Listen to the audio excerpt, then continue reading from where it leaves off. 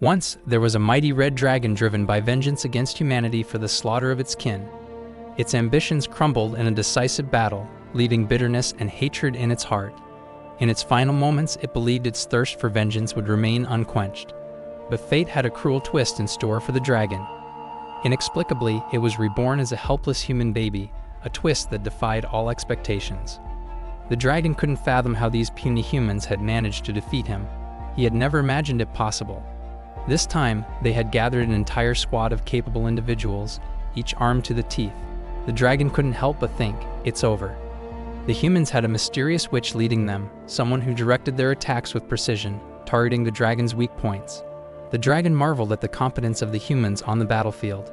It was as if they had assembled an elite squad with full sets of armaments.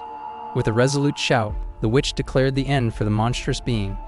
To every human present, this was the culmination of their efforts, the end the behemoth deserved. As he faced his end, the dragon couldn't help but reflect. Did he truly deserve this fate? He had never intruded into human territory. In fact, humans had relentlessly attacked him for millennia. They had hunted him down repeatedly, sacrificing their own kind to do so. The dragon's memory was fragmented, with recollections of humans relentlessly pursuing him. Whenever he found a place to call home, humans would appear out of nowhere, attacking him and those he cared about for no reason. They killed his friends, wiped out his family, and displayed their remains as trophies of brutality. Finally, the dragon had reached his breaking point. With a furious roar, he unleashed a massive flame, incinerating everything around him. He had become the last dragon, with nothing left to his name and no one left to lose. Revenge was the sole reason for his existence. Surrounded by the very humans he loathed, he could finally close his eyes and rest. The last legendary red dragon had fallen, seeking peace in his slumber. In the depths of his dreams, he heard a sweet voice calling him affectionately. A blinding light drew nearer, and he felt utter confusion. Emerging from the light was a smiling human holding a tiny, delightful baby. The dragon couldn't comprehend why he was in the arms of a human. All he knew was that he needed to escape this place as soon as possible. He tried to feel for his wings, but they were nowhere to be found. Outwardly, he resembled a normal, tantrum-throwing infant. Inwardly, he dreaded the possibility that he had become a human. The man holding him celebrated proudly in front of his wife, declaring that the baby liked him. Inside the newborn dragon, a sense of humiliation burned. He wanted this filthy human to release him immediately. He couldn't tolerate such humiliation after all he had endured. Ray had no intentions of letting these humans treat him like an ordinary baby. Deep inside, he harbored a burning desire to unleash his fiery wrath and show them the true power they were dealing with. To them, he appeared as nothing more than a trembling infant, leaving the man and woman in bed utterly clueless about his true nature. Once he believed he had stored enough fiery power, Ray decided to release it. However, instead of the destructive dragon breath he had once commanded, all he managed to produce was a tiny glob of spit. His mighty magic had been reduced to a mere droplet.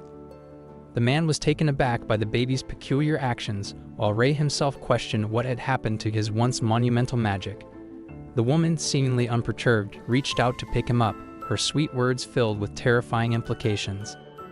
In her larger, human hands, Ray felt immense fear. He had been thrust into a life of torment, with this beautiful woman welcoming him into a world he didn't understand.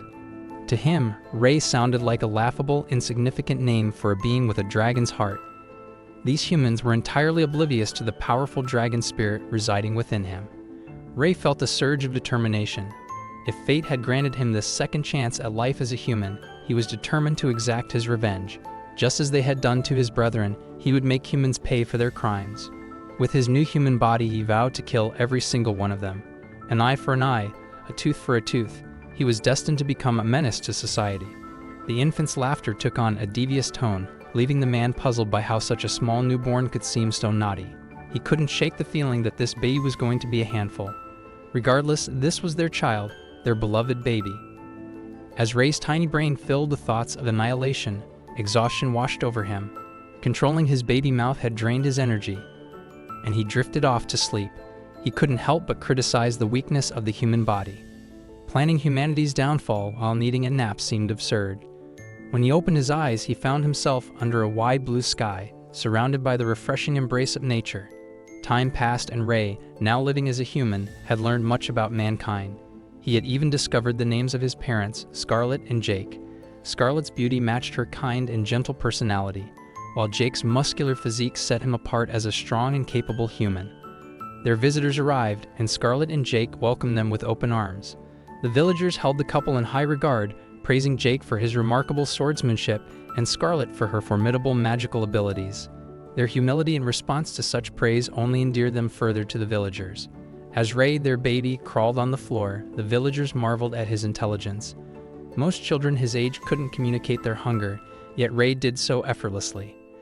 They also noticed the subtle reddish tint to his hair, a curious development in a child so young. According to Jake, Ray's hair had started turning red a few days ago. In Ray's mind, his thoughts continued to swirl with questions and plans. Ray's fiery hair continued to grow, a clear sign that some of his dragon powers remained within him. He could almost sense his dragon form emerging, ready to be unleashed upon the world. As the visitors bid farewell, Jake requested their help in chasing away the beasts plaguing their farms.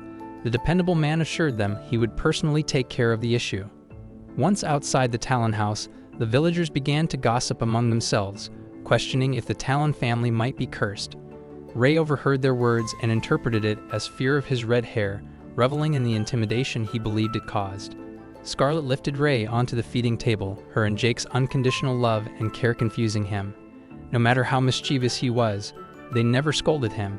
He had even attempted outlandish pranks, like peeing in Jake's mouth while he slept, but his parents had simply laughed it off. Scarlet Talon possessed incredible water mage abilities, a rarity even among adventurers. Ray couldn't help but think that having such magic at his disposal would make his future revenge even more achievable. At the age of 2, children had the chance to undergo a mage evaluation to determine their potential for mana. Today was Ray's assessment day, and his father wished him good luck before he embarked on the journey. As the carriage set off, Ray was brimming with confidence, believing he was destined to pass and reclaim his draconic magic. After a long carriage ride, Ray was awakened by his mother's cheerful voice. He observed the bustling town with a mixture of curiosity and concern, particularly regarding his frail human body. They strolled through the central marketplace, where merchants hawked their wares and businessmen pursued profits. One well-to-do merchant boasted about his intermediate quality beast crystals when a beggar approached them, asking for food. The merchant cruelly scolded and kicked the beggar, showing no compassion. Ray watched this scene unfold with a sense of tragedy. Despite all being humans, they ridiculed and belittled those weaker than themselves. In his previous life, he had considered it his duty to protect the weak, regardless of their form or species.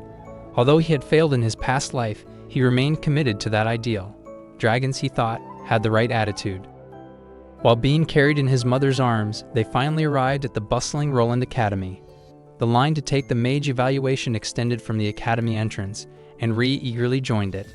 An attendant guided them, ensuring an orderly queue where candidates would be called by name. Ray had never seen so many people in one place, and his excitement soared. In the background, those who had failed the test grieved, their disappointment palpable. Ray's determination burned. He was confident he'd ace this mage assessment. The candidate ahead of them created a scene, throwing a tantrum over her perceived unfairness of the assessment after failing. Ray found this all too familiar. In his eyes, this world had always been unjust. Finally, an attendant called Ray's name, marking his turn to undergo the mage evaluation. Scarlett and Ray were asked to step forward, and a hint of nervousness flickered on Scarlett's face. This was the moment of truth for Ray. The robed, bearded facilitator of the evaluation instructed Ray to place his hands on a crystal ball. If he had magic aptitude, it would glow, and the color would reveal his elemental affinity. Ray eagerly complied, confident that the mighty red dragon within him would astound everyone. As moments passed, Ray began to hear his mother cry behind him. He initially attributed it to her being overwhelmed by his magical talent or the shared elemental affinity. However, when the crystal ball remained unlit, he realized something was amiss. The facilitator concluded the evaluation, declaring Ray without magic aptitude. Ray found this verdict absurd. After all, when had anyone ever heard of a dragon without magical capabilities? In his past life, he'd been the most potent red dragon. Scarlett appealed to the facilitator, unwilling to accept the results. She graduated from this very academy, making it hard to believe her child had no magical talent. Ray, however, couldn't stand this perceived disrespect. He aggressively tapped the crystal ball in frustration, convinced it was malfunctioning. He was determined to prove them wrong. The facilitator, apologizing again, took the crystal ball away. But Ray refused to relent. He stood up, grabbing onto the facilitator's long white beard, convinced the man was lying to them. Guards had to be called to intervene. Late at night, Ray and his mother boarded the carriage once more, heading home. Ray pondered whether this was a punishment from the heavens for his past actions. If so, what was the point of his reincarnation? However, a thought occurred to him. Perhaps the heavens were testing him. Ray remained optimistic, determined to find another way to exact his revenge. Morning came, and the Talon family gathered for breakfast, their mood subdued. Ray broke the silence, calling out to his father. He asked Jake to teach him how to fight, a request that brought a smile to Jake's face, eager to impart his knowledge of swordsmanship. Ray's next move was to become a red-haired Zoro. Learning magic might not be in the cards, but he could still pursue swordsmanship. Revenge was his driving force, and he was determined to achieve it one way or another. Facing him with a confident smile stood his father. For 2 years he had been learning swordsmanship from Jake, but he had yet to win even once. They both wielded wooden swords. With a serious expression, Ray intended to change his zero-win record today. Drawing his wooden sword, he saw his chance as Jake swung his sword wide with a casual smile. Ray just needed to seize the moment and pit it at the exact time Jake swung down. Victory seemed within reach. But as he was about to execute his move, he slipped on the grass. Frustration washed over him as he questioned why things always turned out this way. Before he could recover from his blunder, the wooden sword was already dangerously close to his face. With a wooden thud, he was knocked out cold. He couldn't understand why his body never seemed to keep up with his mind. When he woke up, Scarlet was tending to his injuries while Jake chuckled at another loss for his son. Scarlet scolded Jake for not holding back with their 4-year-old, fearing that he would not pass the night trials if this continued. Jake reasoned that Ray was simply young and needed time to develop control over his body. They had a year left, and Ray could still enter the Avrian Academy. Ray reassured his parents, determined to prove himself. He believed that as the reincarnation of a red dragon, he could never be as weak as a mere human. He expressed his determination to become the strongest. Back on the training grounds, Ray knew he was more capable than humans of his age, but what he lacked was control. The human body frustrated him with its clumsiness, forcing him to move each limb separately. He swung his wooden sword tirelessly, seeking improvement. Then Jake surprised him by handing him a real steel sword. Ray was taken aback by this gift, a weapon almost as tall as he was. His father believed that practicing with a real sword would improve his control faster. Smiling, Jake whispered to Ray about another gift waiting for him in their house's storage room. Ray's father had one more surprise in store, a magic puppet.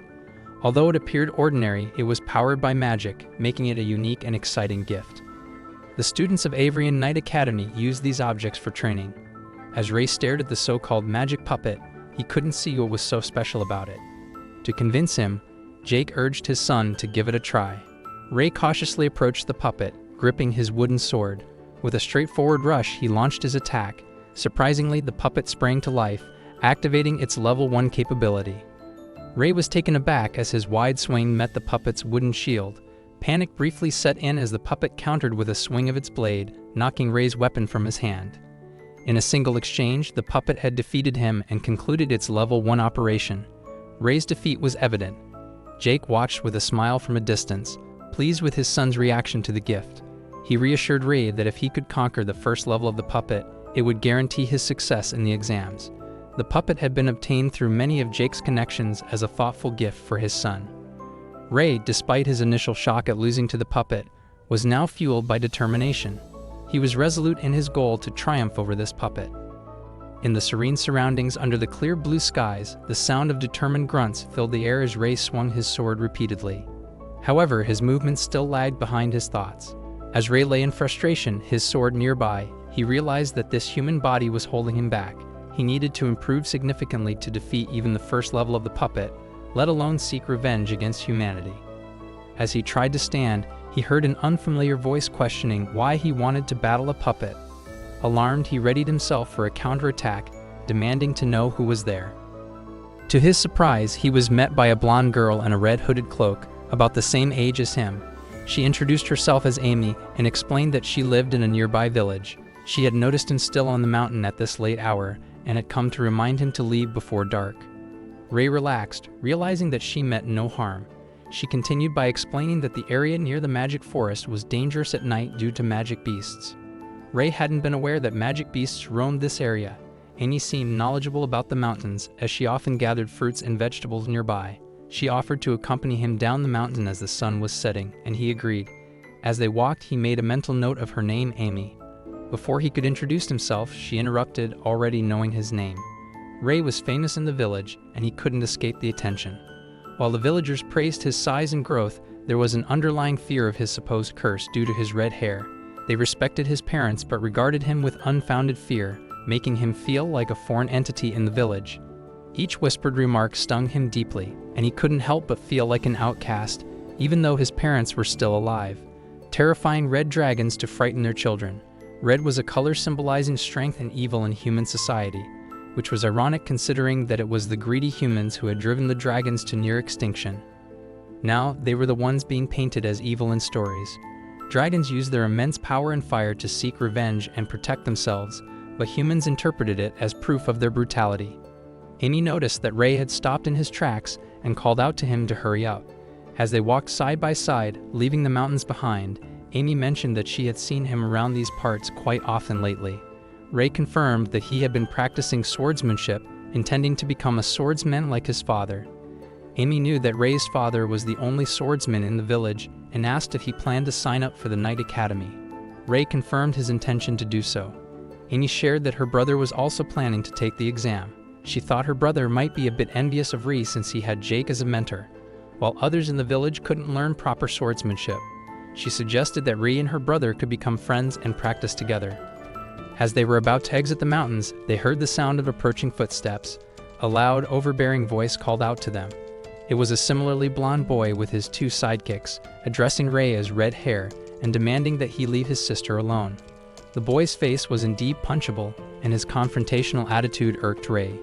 Amy stepped between them and called her brother Gary out for being rude when Ray hadn't done anything wrong. Gary questioned his sister for hanging around with Red Hair and warned her that Ray's curse might be contagious. He even checked to see if her hair had turned red. Gary's two cronies approached Ray arrogantly, hurling insults and trash-talking him. They called him shameless and told him to leave the village.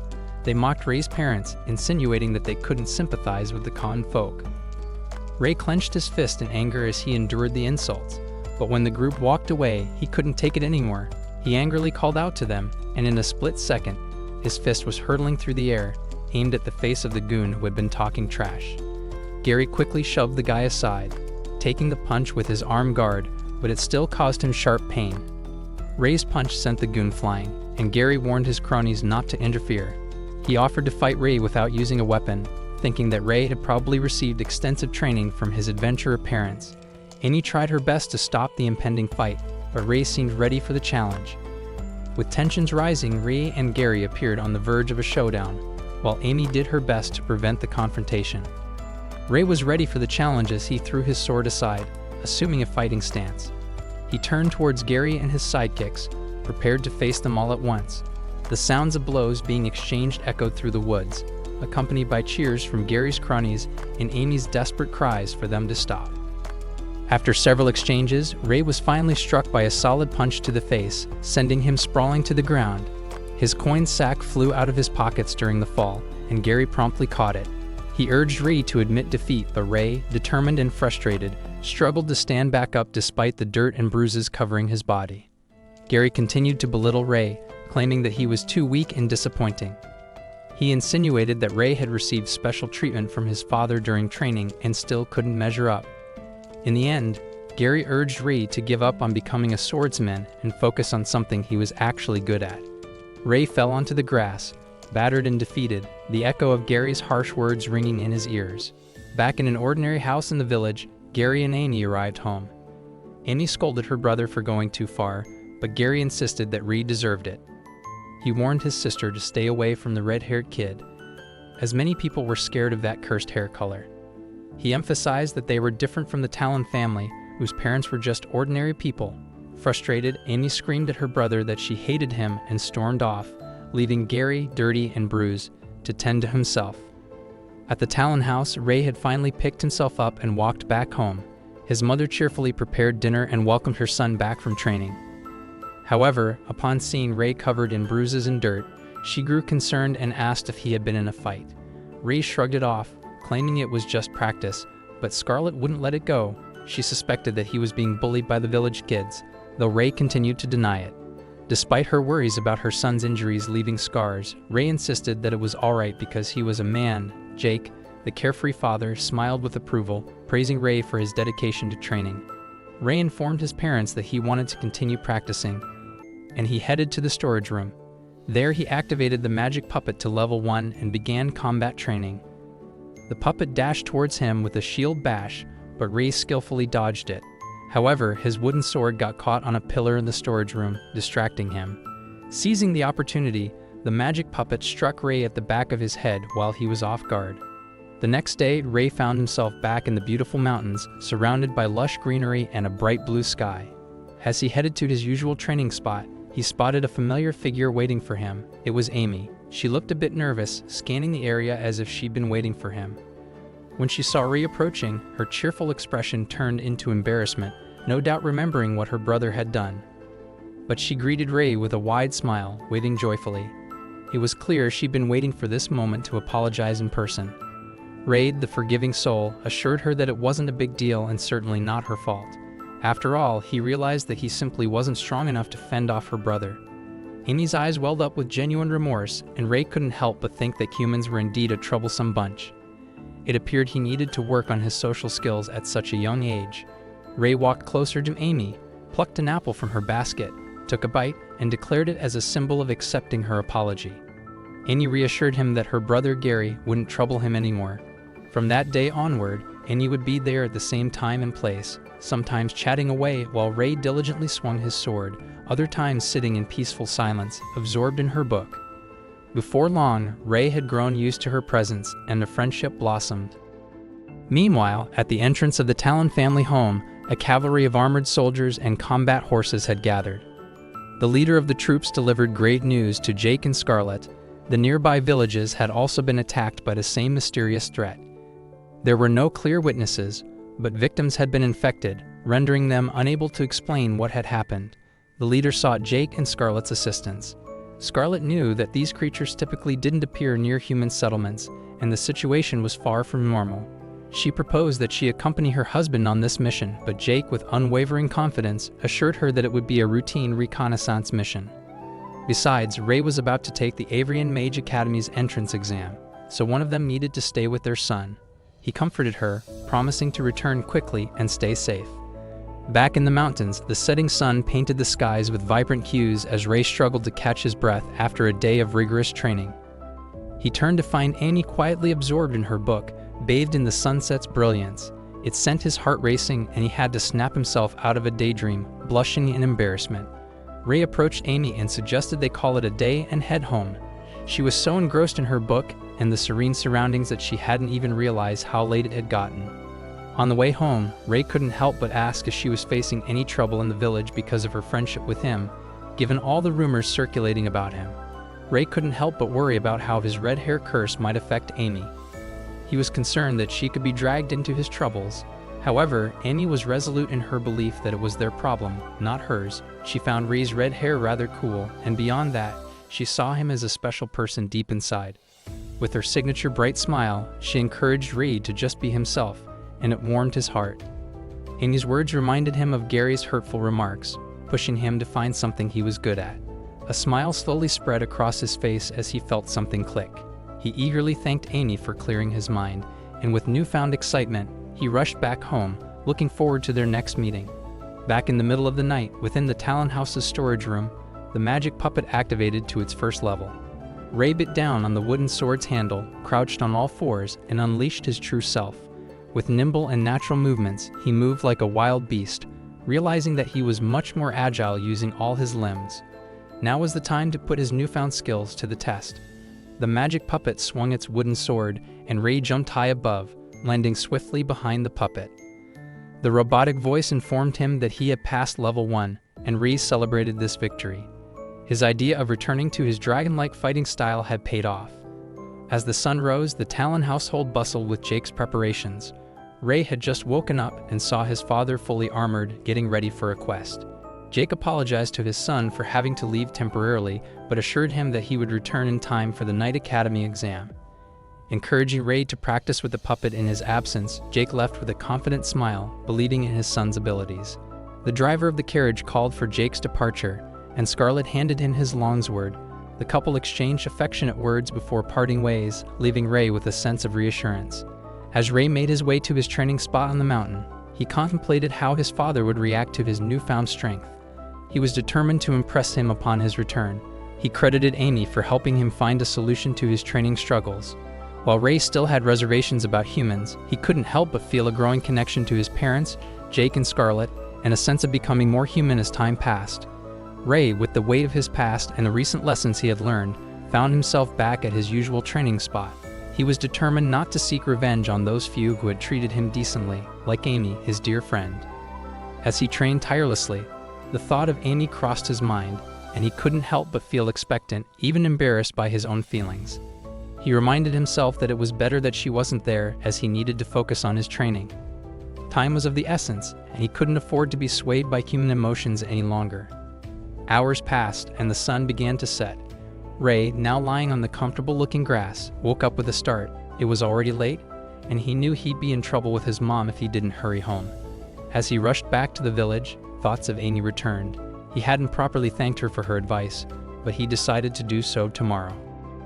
Ray made it back to the village without any issues, but the sky had grown dark.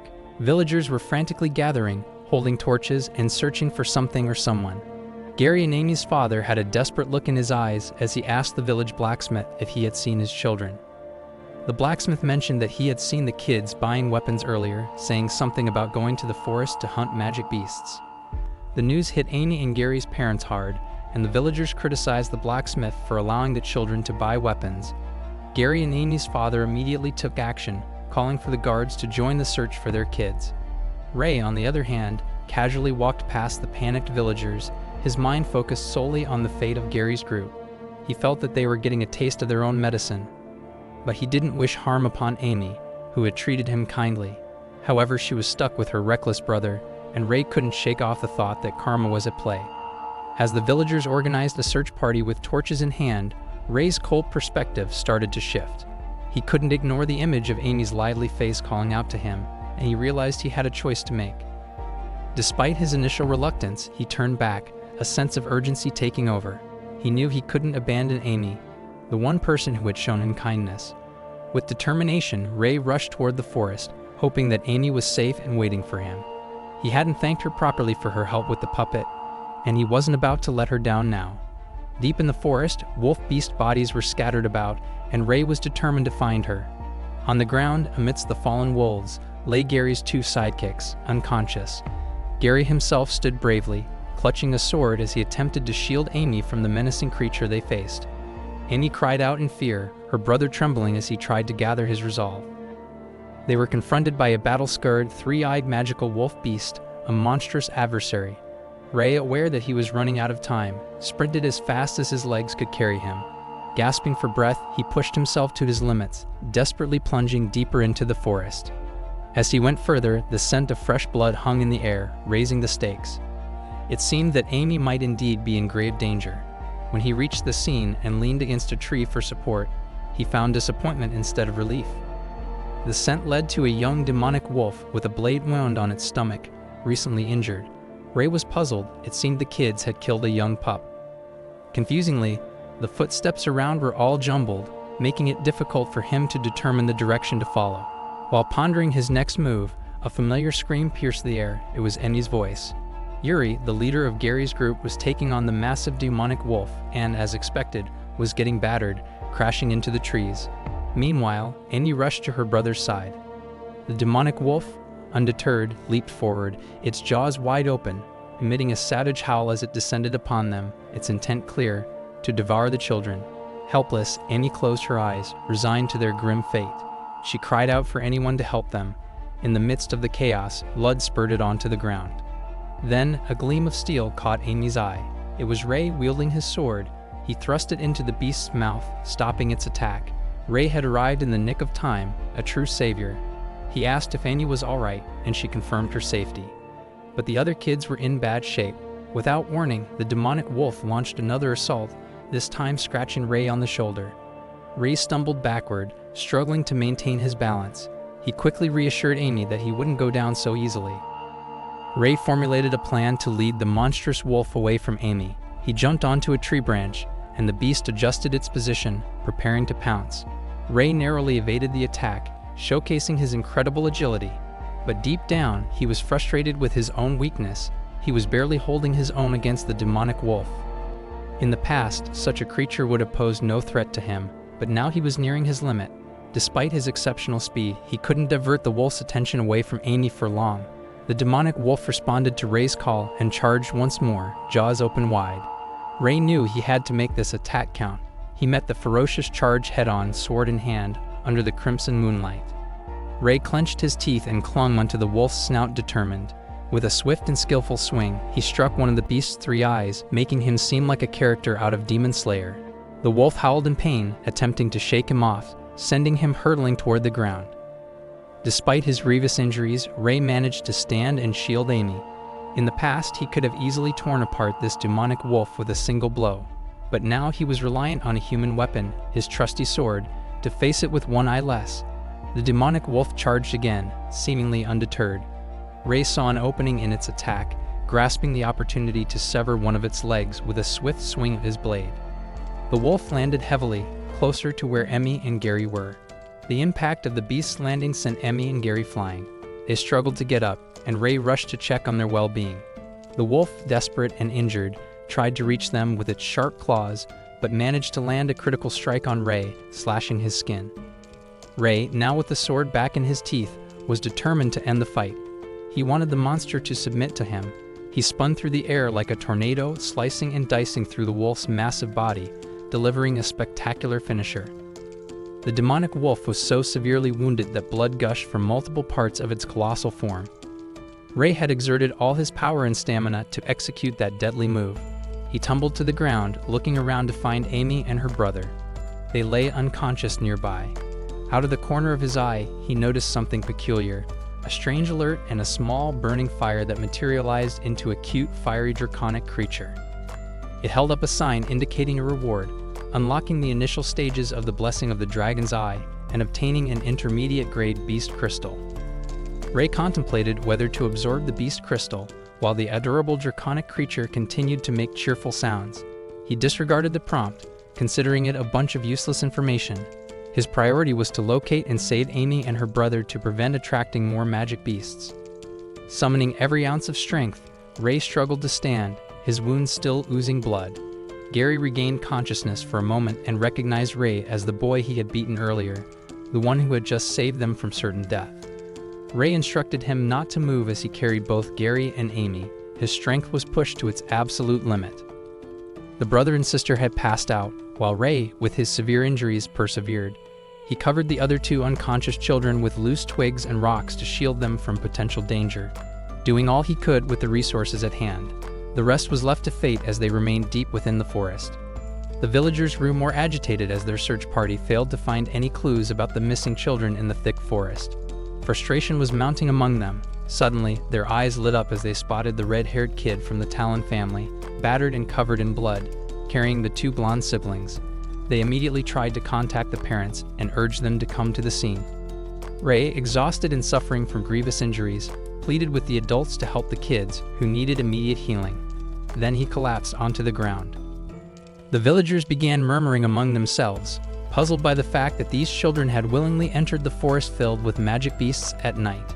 They couldn't fathom why the kids would take such a risk. Amid the crowd, a frantic mother, bearing a resemblance to a lunch lady, rushed through, pushing people aside. She was the mother of the other two missing kids, Bob and Kyle. Upon learning that only the two blonde siblings had made it out of the magic forest, she refused to accept this information. She attempted to rush into the forest, but was stopped by the villagers who told her it was too dangerous to go in alone. Determined to rescue her sons, she forced her way through the crowd, accusing the villagers of cowardice for not searching for her children. She ran across the bridge, firmly believing her boys were waiting for her rescue. As she called out anxiously to her kids, she felt the ominous presence of magical beasts lurking in the forest's darkness. Sensing a beast with three eyes, she panicked and fled the forest, humiliated by her own cowardice.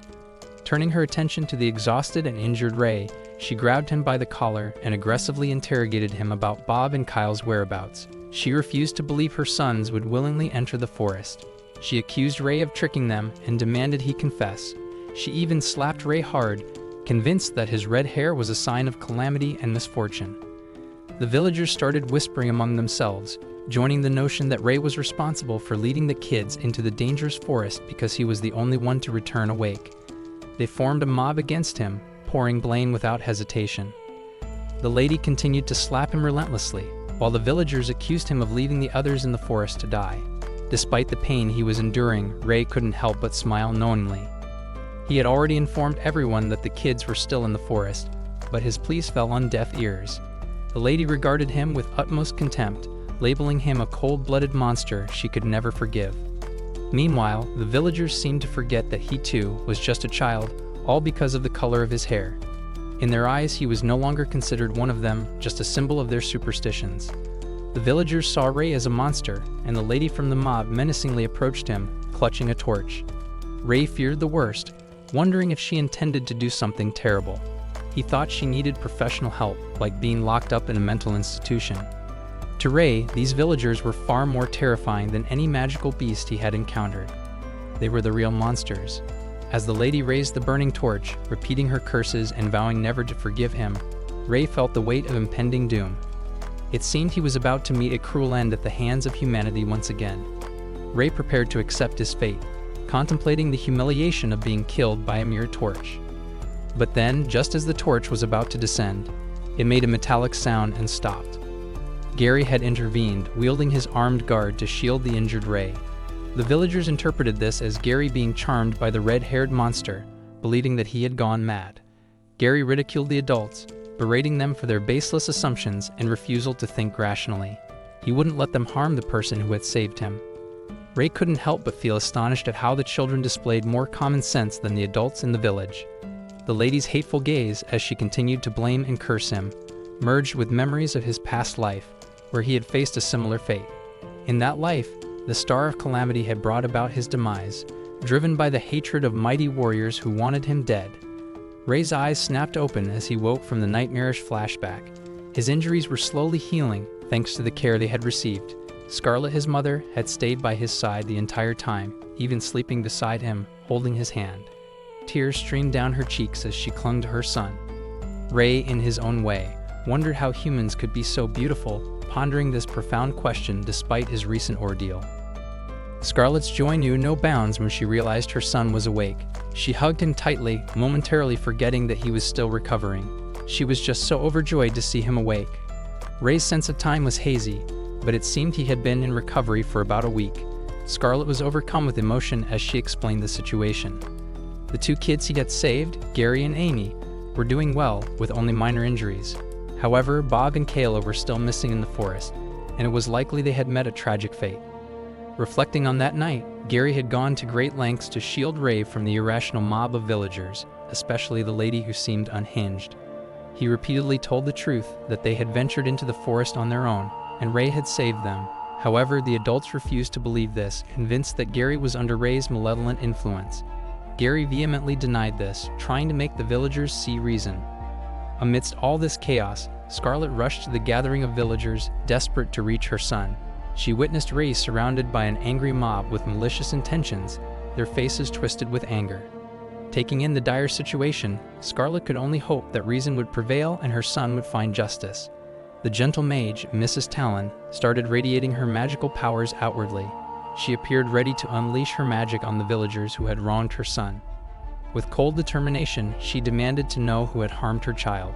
The villagers, acting as if they had gone mad, tried to urge Scarlet to calm down. They claimed that her unconscious son, lying on the ground, was the one responsible for leading the other kids into the forest, and therefore, he should take responsibility for his actions. In the midst of the chaos, Gary was the only one thinking clearly. He attempted to reason with Scarlet, reminding her that she was a mother too and should understand the pain. But Scarlet's magical aura was so overpowering that it silenced the heartless woman who had beaten Ray.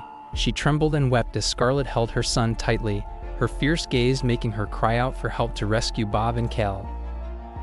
The villagers, however, filled with scorn, directed their anger toward Scarlet and Ray, pitying the weeping woman but continuing to trash-talk the young child, convinced that he was cursed. Scarlet heard their spiteful words, but they paid her no attention. Inside the Talon household, Scarlet comforted Ray, assuring him that everything would be all right and that the events were in the past. She didn't want her son to blame himself. Gary, who had witnessed it all, shared a detailed account of the true events with her. Filled with admiration, she commended her son for his remarkable handling of the forest situation. Ray had been out of action for a whole week, and Scarlet was eager to bring her famished son some food. As she left the room, Ray collected his thoughts and glanced at the mysterious creature before him, the adorable draconic being. Once again, a magical prompt appeared, and Ray wondered if everyone had such creatures. The icon of the blessing of the dragon's eye caught his attention, prompting him to interact with it. A surge of fiery energy engulfed the room and settled in one of his eyes, transforming it into something beyond human. Ray regained the ability to see through walls, and he watched his mother busily preparing food in the kitchen. The system evaluated her condition, warning that she needed rest soon, as her energy levels were low. Ray was astonished by this regained ability, reminiscent of his time as the Red Dragon, where he possessed a myriad of magical powers. After failing the mage aptitude test, he had believed he'd never use such abilities again. But here they were, manifesting once more, and tears welled up in his eyes as he felt a profound sense of relief. However, it seemed he could only access one ability at a time. The mysterious prompt also revealed an intermediate-grade beast crystal, likely obtained after defeating the intermediate-grade demonic wolf. Suddenly, Ray sensed something was terribly wrong. Thick black smoke filled the air, accompanied by the acrid smell of burning. It became evident that a fire was raging in parts of their house. Despite her fatigue, Scarlet rushed to Ray's room, determined to get him out of harm's way. As the flames encroached upon their sanctuary, Scarlet shielded her son, conjuring a water spell to douse the blaze. Ray activated his blessing of the dragon's eye, fixing his gaze on the source of the fire, identifying it as the deranged woman, Bob and Kale's unhinged mother. She had attempted to burn down the house of a fire dragon and a water mage. Outside the Talon family house, villagers gathered, casting accusatory glances at the burning structure, whispering blame for the fire onto the supposed cursed child, as if he were responsible. Scarlet and Ray emerged from the inferno, determined and focused. Scarlet, still wearing her apron, cast a potent spell that miraculously extinguished the raging fire. She turned her attention to the villagers, who continued their malicious whispers and clung to the belief that the fire was caused by the curse. Scarlet moved toward her son, ensuring his well-being and soothing his fears. Ray, lost in thought, commended his mother for her swift action and composure amidst the chaos. Hand in hand, they returned to the safety of their home. Ray, however, was no longer willing to play the role of the obedient victim. He resolved to seek revenge against those who desired their demise, with the crazy lady at the top of his list. The following morning, the tragedy of the previous day seemed to have vanished. The Talon house stood unharmed, showing no signs of the fire. Ray returned to his routine, informing his mother that he would be heading out to train. Scarlet, in her motherly nature, advised caution and urged him not to overexert himself. Ray stood at the familiar bridge where the fateful events had unfolded. Clutching his trusty sword and carrying 2 wooden buckets, he faced the entrance to the magic forest. Drawing his blade, he activated his dragon's eye and fiery magic, granting him sight of the creatures lurking amidst the foliage. Only beginner magical beasts inhabited this region, posing no threat he couldn't handle. Beneath the towering trees in the comforting shade, a fledgling magical creature reached for a ripe, luscious fruit, unaware of the silent blade patiently waiting for the perfect moment to strike. Ray swiftly thrust his sword into the magical beast's body, using the dragon's eye to enhance his hunting skills. He gracefully descended to the ground, and the lifeless body of the beast tumbled from the towering trees. Surveying the scene below, it was evident that he had tirelessly hunted throughout the day, with numerous magical beast corpses scattered around. Gazing upon his impressive haul, he concluded that the 20 magical beasts he had hunted down would serve his purpose for visiting the forest. He had a substantial collection of beast crystals now, though it seemed their acquisition was mostly a matter of luck. Despite slaying 20 beginner magical beasts, he had only secured 2 crystals. As he pondered the significance of these crystals, an adorable draconic creature materialized, alerting him to the acquisition of a beginner-grade beast crystal. He had obtained another one, bringing his total to 3. He decided to feed one to a lone demonic wolf pup that emerged from the woods. To his surprise, the pup transformed into energy and entered his body, successfully taming it. He could now summon it at will. Curious about potential side effects, he sought answers from the little draconic creature, which assured him there were none. Another system alert revealed that he had unlocked the second ability out of 1,000 thanks to the successful taming. With pressing matters to attend to, Rei activated his dragon's eye and scoured the forest, finally discovering two familiar figures concealed within a mountainous area. With malevolent intent in his eyes, he walked into a dark cavern, where he found the remains of the siblings, Bob and Kale. In just a week, their flesh, blood, and organs had been devoured by the beasts of the magic forest. Rei entered the dark cavern, the final resting place of Bob and Kale. The skeletal remains of the siblings lay there, a grim reminder of their fate. Carefully, he removed their tattered clothes and placed them in one of the buckets. To his surprise, the other bucket was filled with a crimson-red substance. Leaving the remains behind, Rei exited the cavern, never looking back. It was the dead of night when he returned to the Talon house. His mother scolded him gently for staying out so late and pushing himself when he hadn't fully recovered. Rei responded like any other kid, and Scarlet began to worry about his rebellious streak. She informed him that his father, Jake, would be returning in a couple of days, and they could train together. Rei, now filled with excitement, couldn't wait to show his progress to his father. Scarlet, in her motherly mode, ordered him to put his blanket on properly, and he obediently complied. As the night grew deeper and the village quieted down, Rei sneaked out of the house and into the storage room where he kept his things. With buckets in hand, he embarked on a mission. His destination was Bob and Kale's house, where their deranged mother resided. In the darkness of the night, a persistent thumping and knocking sound echoed faintly. Holding a lantern, the lady was awoken from her sleep and ventured outside to investigate. She angrily called out to the person outside to stop knocking at such a late hour, but the noise persisted. With a glimmer of hope, she wondered if her sons, Bob and Kale, had finally come home. Opening the door, she called out for her sons, hoping they were nearby.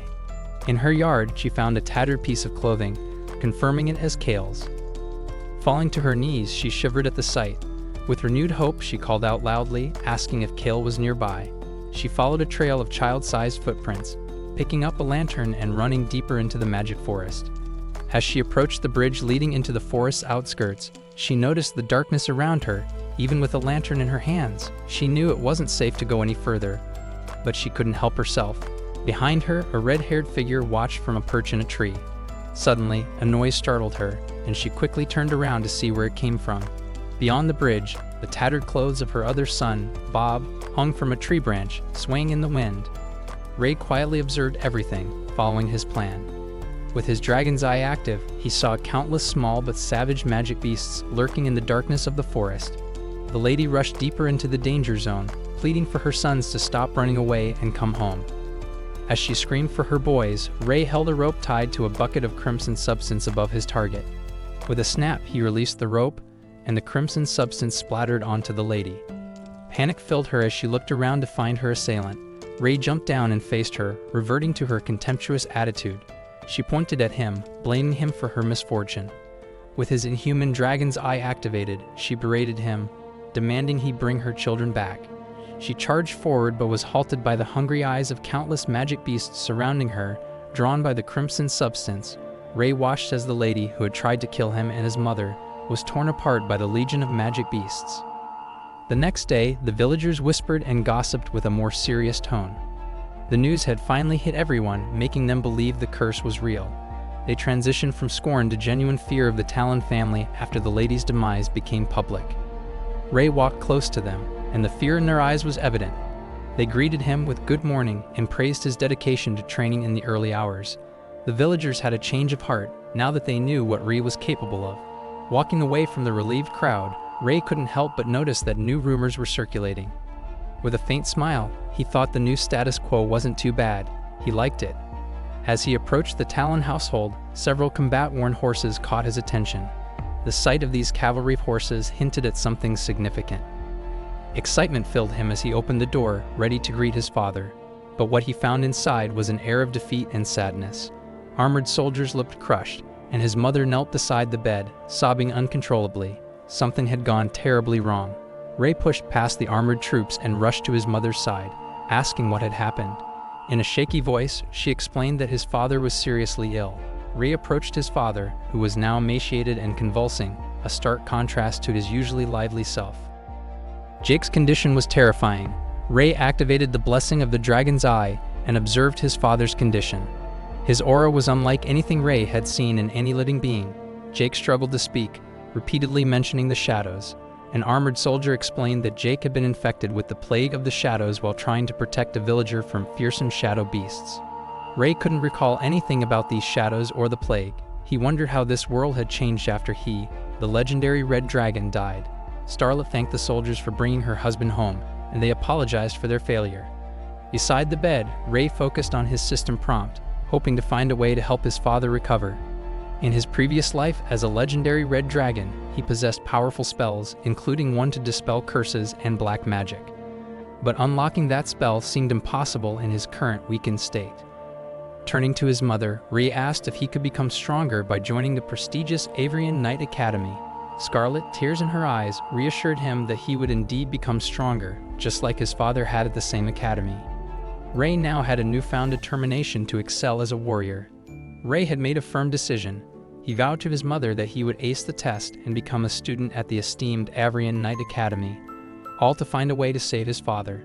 It was a remarkable transformation from his earlier desire to destroy humanity, now driven by the determination to save a single human life. Seeing her son embrace such a heady burden with youthful vigor, Scarlet couldn't help but hug him tightly, tears welling up. She expressed her unwavering belief that if anyone could succeed, it would be Ray. Her faith in her son was unwavering. Meanwhile, in a foreboding religious building, a massive dark crystal ball was surrounded by mysterious figures clad in black robes and hoods. They gazed at the images within the crystal ball, believing that a prophecy had been foretold, and the world was on the brink of great change. Their attention fixated on a young boy with vibrant red hair, pondering whether he would bring redemption or calamity to the world. The future remained uncertain, and their actions would be determined by the boy's impact.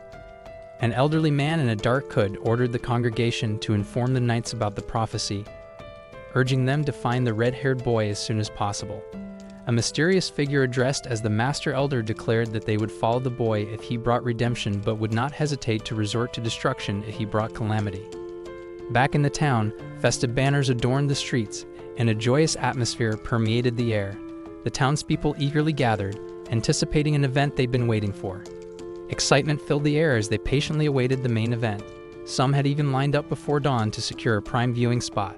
The parade commenced with armored knights in loudish carriages, igniting cheers and applause from the crowd. However, what the commoners truly yearned to see were the heavily armored men in front of the majestic green banner. Their arrival was met with adoration, and townsfolk couldn't help but swoon over the dashing Sir Delbert's looks. The center of town came into view, and the grand town square, in front of the massive town hall, awaited the procession. A solitary magic puppet occupied the square's center, surrounded by hopeful young candidates seeking entry to the Avrian Knight Academy. The crowd's cheers were hushed with a simple sword drop, signaling the beginning of the examination. One of the master knights, Winford, took the lead, welcoming everyone to the night examination. He introduced himself and his fellow knights, Sir Delbert and Sir Bernardo, who were acting as proctors. The assessment was open to children aged 5 and above, and the audience cheered in anticipation. Among the hopeful candidates, 2 familiar faces stood out. Ray concealed his vibrant red hair with a hood, determination gleaming in his eyes. Gary stood confidently at the front of the crowd, sporting an optimistic smile on his face. Winford, the knight overseeing the examination, announced that the sword puppet was ready and candidates could step forward as the first test officially commenced. It was evident that some strings had been pulled to secure one of these puppets for Ray. The town square buzzed with anticipation as a heavyset boy approached the sword puppet, clutching a wooden sword. He underestimated the puppet, thinking he could overpower it with sheer strength. With a swift strike, the puppet sent him flying into the air, failing the challenge in a mere second. His parents, initially enthusiastic, were left shocked and embarrassed by their son's defeat. Sir Bernardo promptly declared the failure and called the next candidate forward. Ray remembered his father's advice. He had to defeat a level 1 wooden puppet. Observing the puppet, Ray noted that it appeared immobile, but its defensive and counterattacking speed rivaled that of an adult. His heightened senses, thanks to the beast crystals he had acquired, allowed him to overhear the knight's whispered conversation. Delbert expressed disdain for testing commoners and suggested that knights should only come from noble blood. Even Winford found Delbert's sentiments excessive. The examinations had gone on for many rounds with no successful candidates. Just as Delbert voiced his impatience, the sound of a wooden sword hitting the ground signaled Gary's success. Sir Bernardo announced Gary's passing and the villagers cheered, claiming they knew all along that he was special. Gary acknowledged Ray with a thumbs up and a bright smile, making Ray blush with embarrassment. His actions had drawn the attention of the entire town square. Veteran knight Winford took an interest in Ray, while Delbert's expression soured upon seeing a red-haired child. Ray removed his hood, revealing his red hair, causing the crowd to erupt with malicious murmurs and whispers. He was labeled the infamous cursed child, believed to bring nothing but misfortune, even to his own father. The crowd protested that such a monster could never become a knight. Sir Bernardo instructed Ray to prepare as the next candidate, granting him a minute before the test would begin. Meanwhile, the disinterested Delbert approached, expressing his disbelief in prophecies, suggesting that if the prophecy were true, it would signify something significant. Ray confidently strode toward the sword puppet, catching Sir Bernardo's attention with a sinister look. From behind the puppet, he tampered with its settings, activating the level 3 trial. The puppet wasted no time, rushing toward Ray. Sir Winford and Bernardo sensed something was amiss with the puppet's configuration and shouted a warning. Despite the danger, Ray remained composed, gripping his wooden sword with unwavering confidence. The puppet's wooden feet echoed loudly as it charged, raising its sword for a powerful strike. The situation went from an elementary school test to a college-level challenge. Sir Winford, realizing the danger, drew his sword and shouted at Ray to get out of the way. A sharp swing filled the air, leaving everyone in shock, even Sir Bernardo and Sir Delbert. The audience, who had been criticizing Ray moments earlier, fell into silence alongside Gary. With a wooden thud, the puppet's head decapitated, landing on the ground as the level 3 puppet knelt before him. Sir Winford sheathed his sword and congratulated Ray, announcing his successful passage of the Avrian Knight Academy examination. Relieved, Ray left the town square and headed towards his proud mother and excited friend Gary. At the Talon household, Ray bid farewell to his bedridden father, promising to find a way to heal him despite his father's ghastly groans. Scarlet gave Ray a water drop pendant, a family heirloom, for good luck on his new journey. With determination in his heart, Ray left, assuring his worried mother that he was now a man and could handle himself. He walked away with a backpack and sword, each step taking him further from home. Scarlet watched him leave, shedding a tear as she said her farewell. At the city's outskirts, Ray approached the Avrian Knight Academy delegation, where Sir Winford welcomed him aboard. As he lifted the carriage's curtain, he was pleasantly surprised to find his village neighbor Gary already inside. Both boys blushed with embarrassment, realizing they were the only ones who had passed the examination. In the small carriage, Ray and Gary sat at opposite ends, the awkward atmosphere causing discomfort. Their future as a deadly duo seemed inevitable.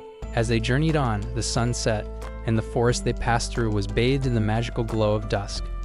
Bizarre creatures and ancient trees bore witness to the Avrian Knight Academy's prestigious delegation. Attempting to break the ice and ease the tension, Gary cleared his throat and offered a sincere apology to Ray for his past actions and hurtful words. He bowed earnestly and regretfully, seeking forgiveness for his past foolishness. Ray, showing maturity beyond his years, forgave him, considering their past conflicts as the actions of clueless children. Gary then changed the subject, inquiring about Ray's sister, Emmy, whom he hadn't seen today. To his surprise, Gary learned that Emmy was attending the Roland Magic Academy herself, revealing her aptitude for magic. The forest remained silent, except for the sounds of hooves and armored troops marching. Suddenly, the vanguard of the caravan came to a halt, and the knights ordered everyone to stop. Gary and Ray sensed that something was amiss and peeked through the carriage curtain, discovering dense fog obscuring their view. Sir Winford, riding ahead, identified their group as Avrian Knight Academy Knights and demanded the unknown figure to reveal themselves. Through the dissipating fog, they spotted Anne Woodwork, an adventurer from the Traceless Guild, who urgently sought their help. She explained that her team had been attacked by shadow beasts, and she was the sole survivor. As she collapsed into Sir Bernardo's arms, he found it baffling that shadow beasts would appear when they hadn't encountered any other magic beasts during their journey. Sir Delbert arrogantly proposed that the shadow beasts might have avoided them, acknowledging their strength as knights. However, Sir Winford offered Anne safe passage to Rennie, where the knights were headed. This decision left Yuri confused as he believed they were heading to the Knight Academy. In response, Sir Delbert condescendingly chastised Yuri, claiming that sending a bunch of kids to the front line would be useless. Sir Winford patiently clarified that the Avrian Knight Academy was located at the border, making it vulnerable to attacks. The new recruits needed to train in Rennie for a decade, mastering the basics of battle before continuing their studies at the prestigious Knight Academy. The vital information about the 10-year training duration weighed heavily on Ray's mind. It was a short time for a dragon, but a long one for a human. His father's deteriorating condition added to his uncertainty, as he wondered if his dad could endure for such an extended period. Speedrun this training, brother, he thought, knowing the urgency of the situation. With the adventurers' needs addressed, the caravan continued its journey toward Rennie. The forest's misty ambience persisted, and Gary couldn't help but worry. He considered that the lone survivor, Anne Woodwork, had mentioned her party being attacked by shadow beasts, just as Ray's father had been. It left him anxious about the potential threat these creatures posed. As if in response to their concerns, a massive purple paw, belonging to a menacing creature, appeared directly in their path. Ray sensed the impending danger, prompting Sir Winford to issue orders for readiness. The caravan faced a monstrous purple bear with a malicious aura, accompanied by a pack of equally sinister-looking creatures. The bear, known as Mama Bear, locked eyes with the caravan, emanating a threatening presence. It let out a haunting groan as its intentions became clear. Sir Bernardo identified it as the Drop Bear King, and it had become a shadow beast. With the Drop Bear King's roar, chaos erupted as the pack of drop bears charged. Delbert, once arrogant, gripped his sword with newfound focus, while knights throughout the caravan prepared for battle. Trouble wasn't confined to the front. It began to brew everywhere as drop bears emerged from the greenery. Unnoticed by the armored troops, sneaky drop bears closed in from behind. Sir Bernardo found himself in a perilous situation, but Ray swiftly intervened, saving him from harm. Ray's heroic actions drew praise from the knights, and he stood alongside Gary with their blades ready, prioritizing their own protection. At the forefront, knights effectively dispatched the initial wave of drop bears, cleaving through any beast that dared enter their zone. However, the Drop Bear King remained motionless, as if awaiting something. Meanwhile, Gary faced a challenge against the massive drop bears due to his small stature. As two clever beasts encircled him, they managed a sneak attack from behind. Ray, once again, leaped to the rescue, striking down the shadow beast and saving Gary from certain harm. Ray found himself covered in drops of blood and grime, a reminder to remain cautious in this combat. He chuckled at Gary, who was strategically waiting to swoop in for kills. "He's chilling on the sidelines, waiting to steal kills," Ray remarked, showing his appreciation for Gary's tactical approach. These drop bears proved to be a formidable challenge, far stronger than the demonic wolves they had faced earlier. When the Drop Bear King finally acted, it unleashed a resounding roar that generated a powerful shockwave. The force at it sent armored troops flying, while knights stood firm. Ray, assessing the situation, realized that this creature was on a different level of strength. The menacing look in the creature's eyes and the blood on its maw made it clear that this was a formidable adversary. With a deliberate gesture, the Drop Bear King raised its massive paw and pointed forward, a gesture that instilled a sense of impending doom in anyone it targeted. The veteran knights noticed the oddity as the monstrous creature remained stationary, not attacking or engaging. As they continued to battle countless drop bears, they couldn't decipher the beast's intentions. To their surprise, a shadow beast started speaking fluently in a sinister human tongue, declaring the shadow's dominance and impending takeover of the continent. Ray couldn't help but think the shadow beast was like a salty, trash-talking gamer. The knights and soldiers were bewildered by this unexpected development, unsure if it was merely a threat. After delivering its chilling speech, the Drop Bear King mustered strength, leaping high into the air and leaving an impact crater as it vanished. Sir Winford breathed a sigh of relief, thankful that the monstrous shadow beast chose not to engage in combat. He commended the children for their composed reactions, foreseeing their potential as outstanding knights. Ray, however, was intrigued by the beast's earlier words, oblivious to the fact that he had acquired another beast crystal. The veteran knight, recognizing Ray's unusual reaction, felt the boy was remarkably composed for his age. Meanwhile, the arrogant Sir Delbert observed Ray with a dark expression, not bothering to conceal his disdain. Time passed, and the journey continued without further incidents. Finally, on a bright sunny day, the caravan of knights and carriages reached Rennie town. They were greeted by a larger-than-usual number of guards stationed at the entrance. When questioned about the increased security, they learned of an Amber Alert issued by the Allure Kingdom, heightening security across all towns and cities. Representatives from Rennie Town's troops warmly welcomed the esteemed knights and escorted them through the massive town gate. Anne Woodwork expressed her gratitude, thankful for their protection. The news of the Amber Alert weighed heavily on the knights and their young charges. While Gary was full of energy and enthusiasm, Ray remained calm, his thoughts occupied by more pressing concerns. Sir Winford couldn't help but contemplate the impending crisis that seemed to be looming over the continent. He wondered if Ray might be the child of prophecy destined to save them all.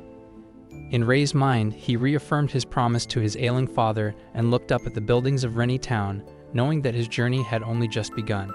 He hoped his father could hold on a little longer. A decade passed in the renowned Rennie Town, bringing significant changes. Gary, now a teenager, sat in a classroom where the instructor asked a simple question about the knight's abilities. Gary confidently answered that knights possessed the ability called Che, which enhanced their bodies and senses, sometimes pushing them beyond human limits temporarily. The instructor was impressed with Gary's knowledge. When asked why Chi could only be practiced after the age of 15, Gary covered for Ray, claiming he was in the restroom. Sylvia, a striking girl, offered a precise answer, explaining that practicing Chi put a significant strain on the body, and it was best to start after the age of 15 to minimize potential harm.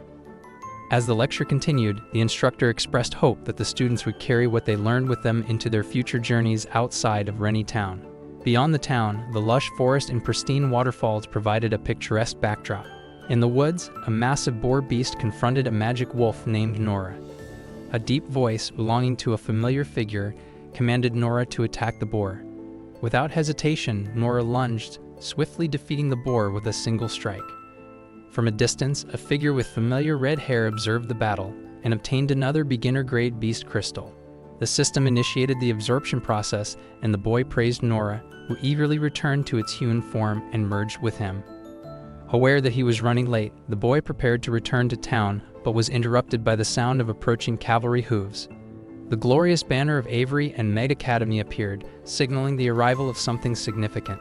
Approaching them was none other than the veteran knight, Sir Winford, riding atop his stallion. He was surprised to find the red-haired teenager, Ray, the first person he encountered upon his return to Rennie Town. Sir Winford praised Ray for slipping past the heavy town guards with a sly grin. Ray had indeed grown taller since their last meeting, while the ageless veteran knight hadn't changed a bit. Ray's escapades outside the town were well known. He often slipped away to hunt magical beasts on his own. Today he had quite a successful hunt, thanks to the recent cancellation of the Amber Alert. Sir Winford reminded Ray of his luck, cautioning that he shouldn't have ventured any further, as the outer guards wouldn't hesitate to take action. The veteran knight had some important news to deliver.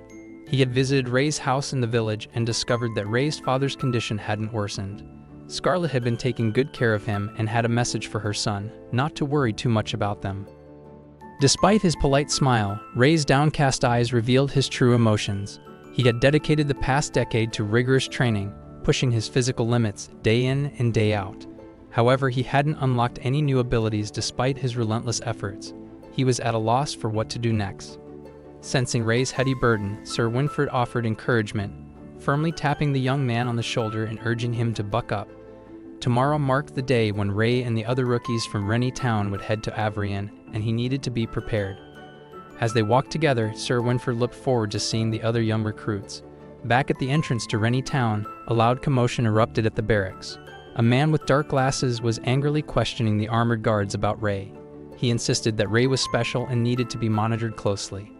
The frustrated man was Alan, who casually greeted Sir Winford, but quickly reverted to anger upon seeing Ray. He complained about Ray's repeated escapes and how many times he had warned him not to leave his sight. Ray had been playing hooky so often that they'd lost count in the past month. Alan couldn't wait for Ray to leave so he could finally be free from his babysitting duties. However, as long as Ray was his student, the responsibility still fell on him. Alan was adamant about not letting Ray skip class, and Sir Winford found himself caught in the middle of this comical situation. After a few moments in the beautiful Rennie Town Square, the impeccable weather, and a thundering announcement, all the students were summoned to an emergency meeting. Ray, nursing a bump on his head from Alan's lesson, casually maneuvered through the crowd to find Gary. Sylvia, the cold and beautiful girl, blushed as she tried to steal a glance at Ray. the majestic scroll rustling could be heard throughout the town square. The person on the stage introduced himself as Squire Lancey, here to announce that tomorrow they would be heading to the Avrian Knight Academy. The journey would take about 7 days, and he sternly warned everyone to follow his orders to avoid trouble. The students unanimously assured him that they understood. An armored soldier asked Sir Winford about the chosen path, and the veteran knight confidently replied that they would go through the swamp. This alarmed the soldier, who thought it was too challenging for the children at this stage. However, Sir Winford believed that facing challenges was essential for these future knights, and they weren't the only ones being tested. Other red-haired children were present, including an identical twin with the same distinctive hair color as Rey. The plot thickened as it became apparent that Rey was not the only red-haired child marked by those who believed in the prophecy. The next day, as the sun rose, the carriages and the entire caravan prepared to depart from the entrance of Rennie Town. Inside one of the carriages, Rey was catching up on sleep and drooling on himself. A red-haired boy named Kyle, with a shaved head, questioned why they hadn't used a teleportation device for convenience, which could have saved them a lot of time. A dark-haired boy named Dan mocked the group for their lack of knowledge, explaining that there were no teleportation devices at the Avrian Knight Academy. Kyle argued that they should have one to rival the Roland Magic Academy. Another voice joined the discussion, a serene voice that poked fun at them for not paying attention in class. Sylvia, with a book in her hand, mentioned that the Academy's location on the border required them to defend against foreign invaders and shadow beasts. Setting up a teleportation device would pose a security risk if the Academy were ever defeated. As they journeyed for a few hours with the sun about to set, they decided to rest near some ruined castle. Upon arrival, the students were ordered to disembark and prepare for camping, with each student pairing up and helping one another. They set up their tents for the night, and Gary quietly pointed out to Rey that Sylvia had been constantly looking at him. Rey shrugged it off, thinking there was nothing special about him, but when they both turned to look at Sylvia, she blushed profusely. Her embarrassment was evident when she messed up setting up her tent. Gary found this amusing, suggesting that Sylvia had been staring at Rey because of his unique red hair. However, Rey thought that his hair was the only reason, oblivious to any romantic interest. Gary reminded Rey that he wasn't the only red-haired kid around anymore. There were the twins, Sloth and Badger, with polar opposite personalities, as well as Ian, a hard-working and kind-hearted gentle giant. Kyle, always upbeat and loud, added to the group's diversity. Rey admitted that Gary had a point about Sylvia's stares, but maintained that he had no interest in her. Even Gary's teasing couldn't sway him. Meanwhile, behind the castle walls of the ruins, Dan, the overconfident kid from the carriage, was seen sneaking away with someone named Monk. Monk was uncertain about their sneaky excursion, and as they ventured further, they were greeted by an unbearable stench worse than dead rats. A nasty smoke obscured their vision, and they found themselves in a sticky swamp. Suddenly, Squire Lancey appeared, clearly furious, and warned them about the sharp worms that could bite off their legs if they fell asleep. Frightened, Dan and Monk hurried back to camp. With the sun completely set, the campsite was quiet except for the crackling of the fire. An armored guard stood atop the ruined castle wall, keeping an eye out for any abnormalities. Below, Rey was silently sneaking away, confident that he could evade the guards in this area. Sharp bugs, ferocious creatures with swift attacks and disgusting slime, attacked, and pink-haired girl struggled as she was frightened by the blood of the bugs. Gary bravely stepped in to save her, slicing down some of the bugs. While she was training to become a knight, the swarm of bugs still frightened her. Gary led the trainees to disembark from the cart and maintain vigilance. Among them, Gary, Rey, Sylvia, Dan, and the other red-haired Kyle quickly composed themselves to face the swarm. Gary organized them into groups of 3 to strengthen their defenses. Energetic Kyle enthusiastically charged into battle, challenging others to see who could kill the most sharp bugs. Rey secretly activated his dragon's eye, curious about why the trainees were so excited. They effectively collaborated in groups, mowing down the swarm, and some of them killed tens of these beginner-rank magical beasts. However, Rey wasn't particularly impressed, as these creatures were not a significant threat. Up on the cliffs, 6 knights who had left the group earlier quietly observed the battlefield. Rey, having realized that these were weak beasts, decided to return to the carriage out of boredom, much to Dan's annoyance. The knights, observing from afar, evaluated Rey's performance, suggesting that he could achieve something known as a red belt. Contrary to Rey, Gary received praise for his decisive attacks and body control.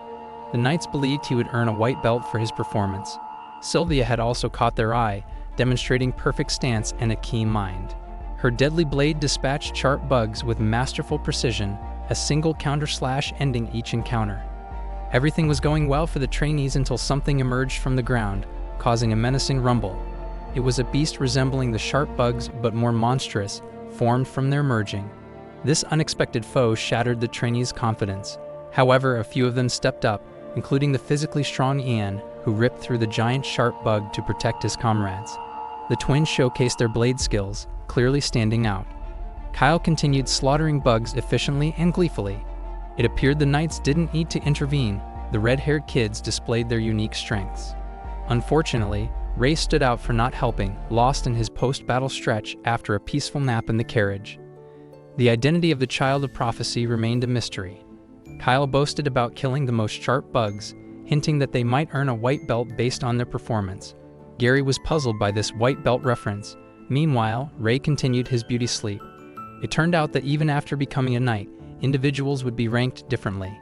The highest-ranking knights in this trip, the white tassel protectors, or coveted white belts, indicating their recognized skills. There were also green and black belts symbolizing different skills and specialties. Red belts, the lowest-ranked knight aspirants, received basic training and minimal attention, often considered a lost cause. Ray realized that with a red belt, he could do as he pleased, including hunting magic beasts for their crystals and abilities. The sight of the prestigious Avery Knight Academy walls, adorned with glorious banners, marked their arrival. The gates appeared colossal to the trainees, an overwhelming view as they approached their destination, the renowned Avery Knight Academy. The Great Walls was massive, making it more like a city than an academy. It was powered by monocrystals, illuminating every corner without the need for torches. The sheer luxury and prestige were worlds apart from the small village Gary and Ray had grown up in. Sir Lancey reminded them to stay close for the tour to avoid getting lost, assuring them they'd have time to explore later. Their first stop was the armory, where the staff treated Sir Lancey with utmost respect. Next was the library, where silence was expected. Sir Lancey seemed to be popular among the lady knights, and even the librarians were knights themselves. Graduates of the academy had to volunteer in the city for 2 years before deciding whether to stay or leave. Their last stop was one of the most significant spots in the academy, a cemetery. 2 imposing stones marked it, but Ray's attention was drawn to something else, the remains of knights who had fought and died for the Ellyr Kingdom. Sir Lancey's speech moved the trainees, emphasizing the knights' duty to protect their home. Everyone responded affirmatively except for Ray, whose rage simmered at the thought of humans using dragon bodies for their armor and weapons. Sylvia asked about the sculptures representing the founders of the academy, the legendary Dragon Knights. When Ray inquired about Dragon Knights, Sir Lancey dismissed the question, expecting the trainees to learn it through history lessons. This only fueled Ray's anger, triggering his uncontrollable dragon's eye, revealing something peculiar beneath one of the tombstones. After the tour ended, Gary and Ray found themselves assigned to the same dorm. Gary was excited about this new chapter, but Ray remained lost in thought about what he had seen earlier. As they contemplated the mysterious presence beneath the tombstone, Sylvia, surprisingly, was assigned to their room. Gary explained that the academy treated everyone equally, but Sylvia wasn't thrilled and stormed off to request a room change.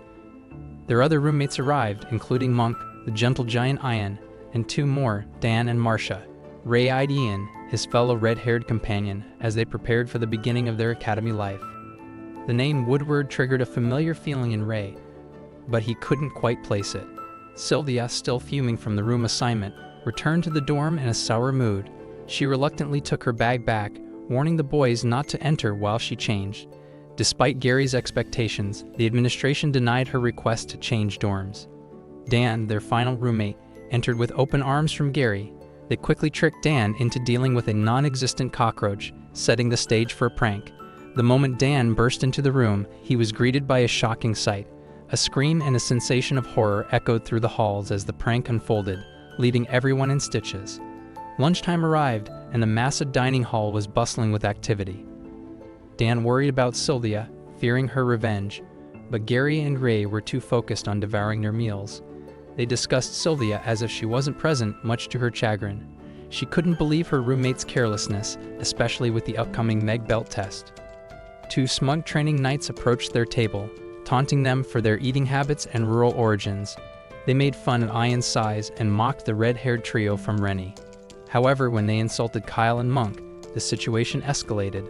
Monk stood up for Ian, drawing the bully's attention. They taunted him until he snapped back. The bullies then targeted Ian, telling him to take a longer route in the future. Kyle, the cheerful one of the red-haired twins, paused his lunch while the other twin remained calm. The bullies' insults continued until Monk decided to confront them, earning their mockery. Suddenly, a chicken leg soared through the air, hitting one of the bullies in the face. Enraged, he demanded the culprit reveal themselves. Ray emerged and swiftly subdued the bully, twisting his arm in a lock. When the bully insulted Ray, calling him a disgusting red-haired monster, a nosy trainee reported the incident to the officials. Sir Lancey, with a stern expression, tried to prevent the situation from escalating further. Ray, however, paid no heed and continued to confront the bully. As the bully cried out for help from the knights, Ray wanted to teach him a lesson about treating others poorly. Sir Lancey intervened, officially ordering Ray to release the bully. Ray knew that sometimes force was necessary to make people understand the consequences of their actions. The other trainees watched the scene unfold in horror, and Ray remained resolute in his decision. Ray's actions earned him the ire of Sir Lancey for disregarding explicit orders. Ray claimed to have hearing problems, a statement that mirrored Lancey's selective hearing, adding emotional damage as an excuse. He resumed eating with Gary, undeterred by the bully's presence, unwilling to let them ruin his appetite. Whispers of admiration circulated around him, further infuriating Sir Lancey, who now had his sights set on Ray. The arrival of 3 commanders marked the beginning of the test, and whispers about its significance filled the air. Sir Winford silenced the chatter, welcoming the 6 elders who appeared masked and imposing.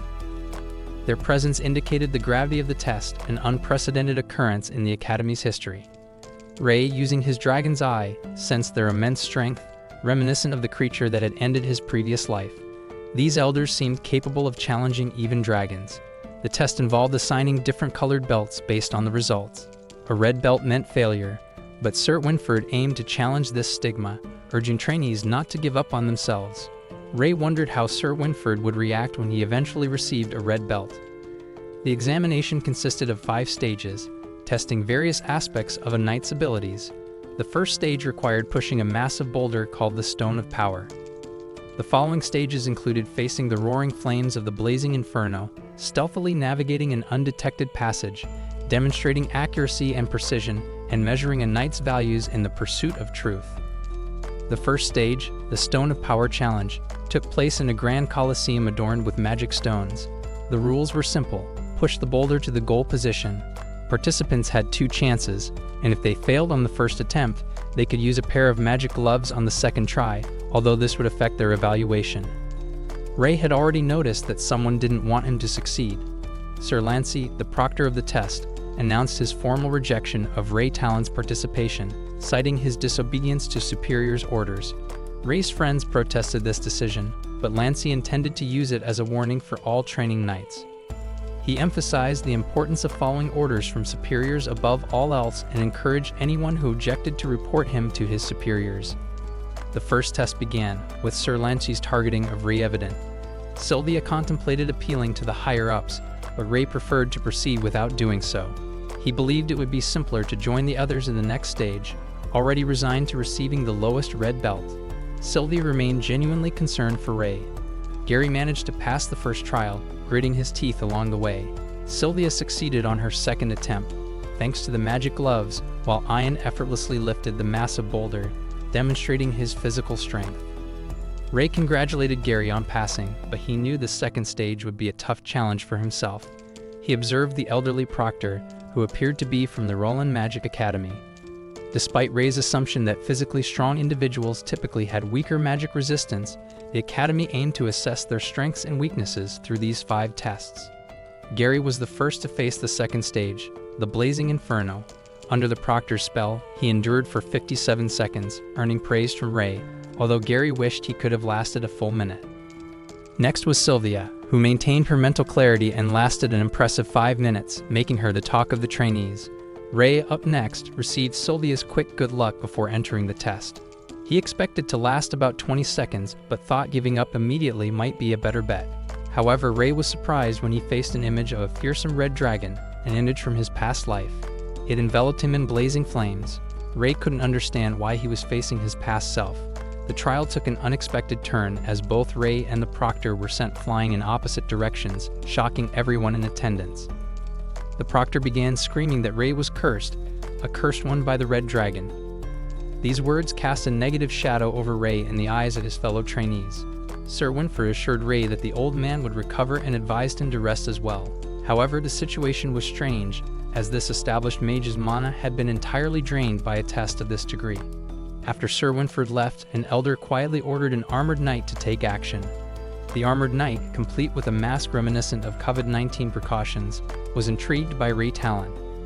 The boys were unaware of what a mana disorder was, and Sylvia had to explain that it typically affected mages.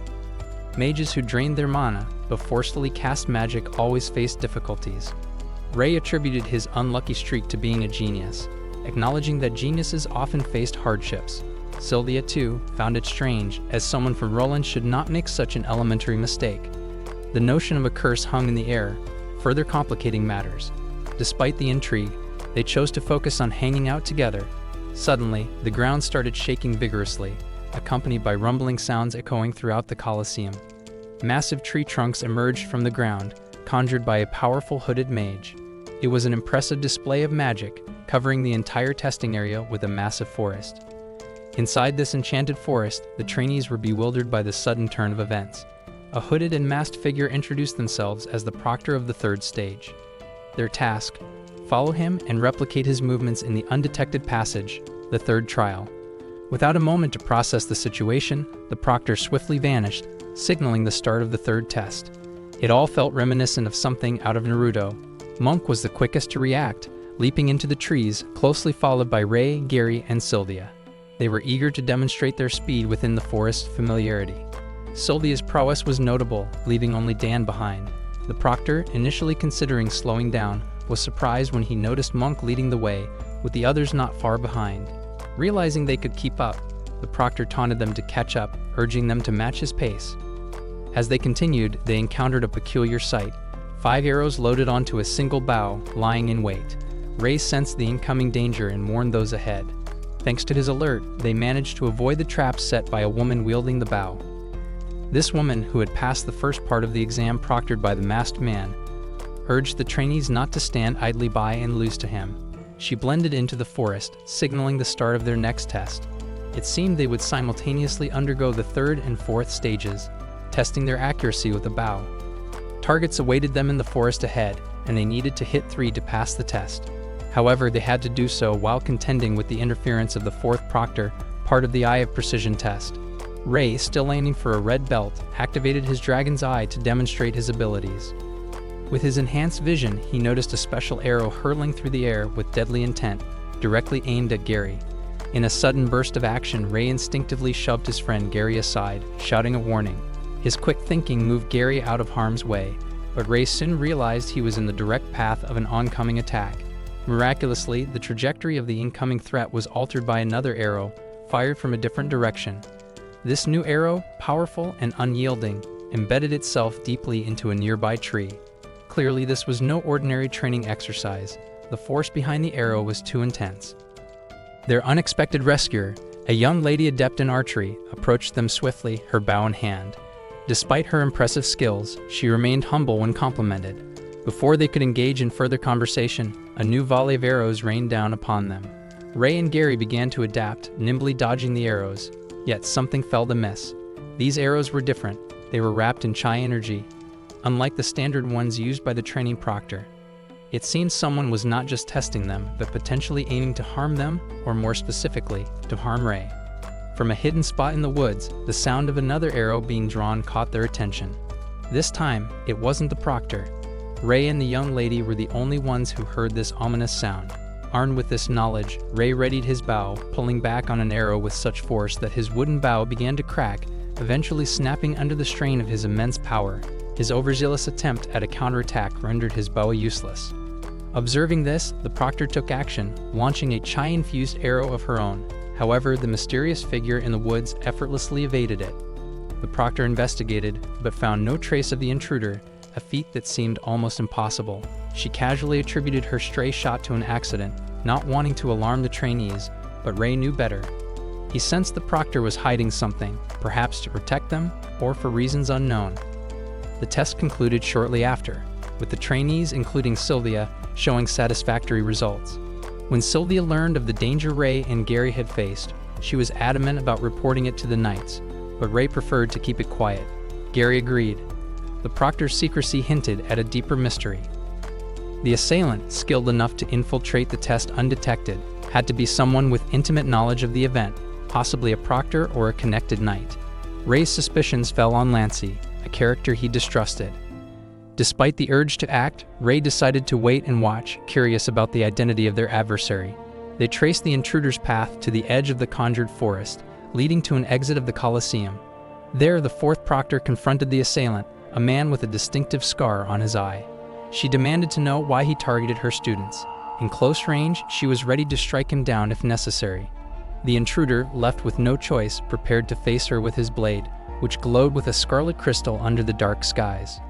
This marked the beginning of the final stage of the examination, involving a sword crafted from an Ultra Beast crystal from a firebird, known to emit flames. The trainees, unversed in such advanced techniques, now faced the challenge of testing their willpower and key manipulation against the formidable Sir Delbert and the Sword of Truth.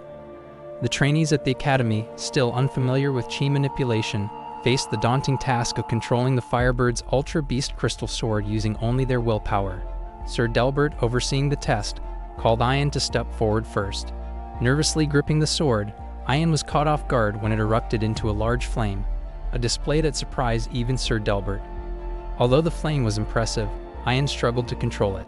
Meanwhile, in another part of the academy, a character named Elder Gibby received a report from the assailant who had caused trouble in the woods. Unperturbed by the negative news, Elder Gibby donned a golden mask, transforming his appearance instantly. This act of interference in the exam sent a clear message to their followers. The Pureblood Guild was still active and influential. Back at the final test, it was Gary's turn. He successfully summoned a strong and impressive flame from the sword. After his attempt, he high-fived Ray, who was next, and wished him luck.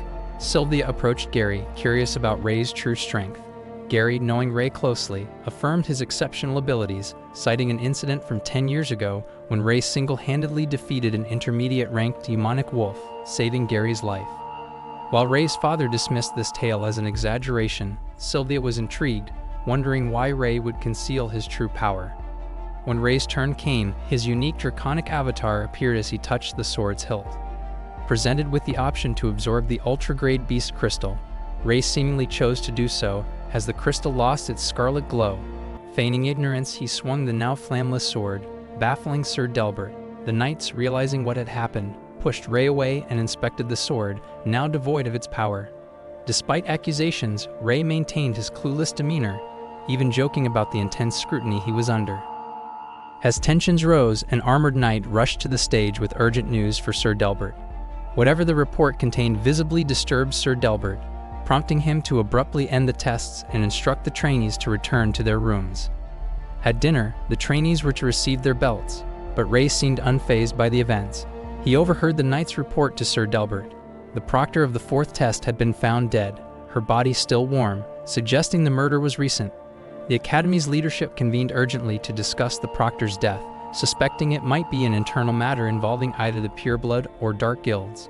This development called for a thorough investigation into the death of the captain of the green-belted knights. In the midst of uncertainty about their next steps, the elders, unable to reach a consensus, seek guidance from the head elder. The head elder's plan is clear: keep the incident contained within the academy while the knight captains investigate. The time for the highly anticipated omen of ranks is drawing near, stirring excitement and anxiety among the trainees, all curious about the color of their belts. A surprising revelation emerges. Their fellow Lady Dormmate, known for her skilled archery, is Martha Woodwork, daughter of Anne Woodwork Ray. Meanwhile, Ray, still troubled by the recent death of the fourth proctor within the academy, struggles to focus. This alarming event suggests that the perpetrator could be an elder or a commander, a thought that lingers in Ray's mind. Gary, observing Ray's frequent daydreaming, reflects on their past adventure on the way to Rennie, where they had saved Martha's mother. As the time for the belt ceremony approaches, every trainee, including Sylvia, who had noticed Ray's involvement in several unusual incidents, gathers in the large hall, filled with a mix of nervousness and anticipation. The Knight Commander's arrival heightens the tension. First to be called for his belt is Gary, whose exceptional performance has earned him widespread admiration among his peers. Despite expectations of receiving the highest rank, Gary is unexpectedly awarded a black belt, much to his surprise. Sir Winford, presenting the belt with a smile, leaves Gary visibly disappointed, having hoped for a higher accolade. Following Gary, Ian is awarded a white belt, recognized for his immense strength and kind nature. Sylvia, deemed the goddess of their batch, also receives a white belt. In contrast, Dan is given a red belt, the lowest rank, while Martha is assigned to the green belts. Even Monk is surprised to receive a black belt. All eyes turn to Ray as he strides onto the stage. Despite his lackluster performance, the Knights award him a black belt, further deepening Dan's despair as the sole red belt holder in their dorm. Ray himself is baffled by this decision, suspecting a hidden agenda behind it. With the belt distribution complete, the trainees prepare for the next day's training, each according to their belt rank. Amidst the confusion over the black belt's role, a man with a distinctive scar is spotted nearby. He scrutinizes his chart, which lists all black belt holders, including redheads Kyle and Ray, hoping they won't cause trouble in their future roles as Dragon Knights. The following day at the training grounds, the new black belt inductees, Ray, Kyle, Gary, and Monk, await their instructor with growing impatience. When he finally arrives, they find themselves following a chain-smoking, scar-faced, carefree individual